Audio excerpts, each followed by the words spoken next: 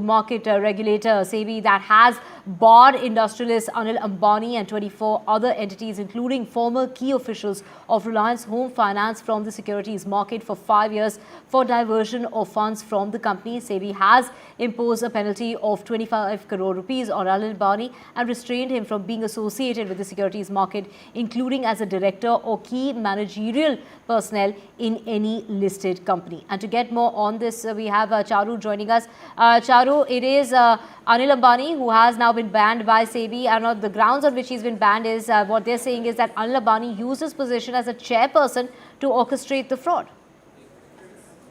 So the Security and Exchange Board of India came up with the order on Thursday evening, and Anil Ambani along with 24 entities have been fined. This also includes Reliance Home Finance Limited, which has been fined for rupees 6 lakh, whereas Anil Ambani has been fined for around 25 crores, and all the other entities, over 20 entities, have all been each fined to the tunes of 24 crore rupees each, which takes a total to over 600 crores in fines.